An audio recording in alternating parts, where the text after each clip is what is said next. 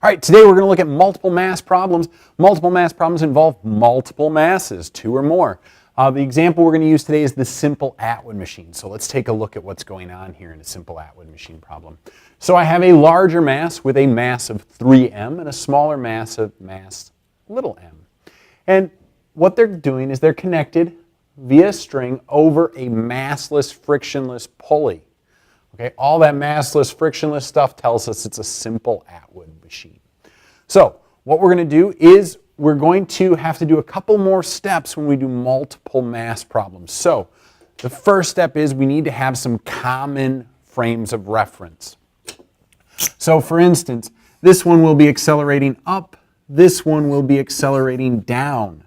Now what do I know about those two accelerations? I know they're the same value. So if they're going to be the same value, they better have the same sign. So what we do first is we draw our accelerations and then we make that our positive direction. So for our m, up is positive, for our 3m, down is positive. This will make our system of equations work. We need a common frame. Okay? So the next step is we have to draw a free body diagram for each one. That's how we're going to generate our equations.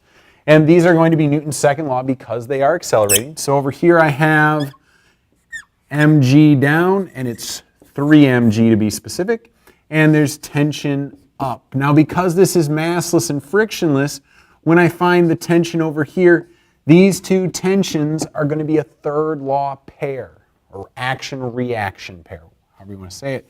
And this one again is going to be mg.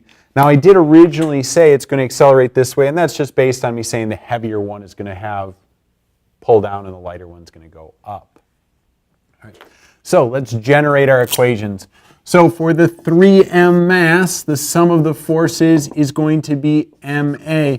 Now in this case, this m is 3 times m. So I'm going to have down is my positive, so I'm going to have 3mg minus tension equals 3ma. For my m mass, the sum of the forces is going to equal ma. And again, this is a specific m, so I have tension minus mg equals ma. Now a good check at this point to make sure you've set up your system correctly is your third law pair. Newton's third law, opposite and equal forces. Your third law pair should be opposite. So I should have one that has a negative and one that has a positive. If they're not that way, go back and make sure your accelerations are defined as your positive direction for each. All right, at this point, I have a system of equations to solve. You can use the matrix solver, or we can go about it the old way. So here we go. So T equals ma plus mg. I'm going to go ahead and substitute that in over here. So I have 3mg minus ma plus mg equals 3ma. And at this point, I should see that all of my terms have an m in it. So I can get rid of that. I'm going to distribute this negative sign. Don't forget to do that one. So I have 3g minus a minus g equals 3a. So I'm going to move the a over. So now I have 4a. Subtract the g, so I have 2g. Solve for a, so I have half of g is equal to a. So I get a 4.9 meter per second squared acceleration. Now this is key because this one is going to have a positive acceleration because it's going to be accelerating up.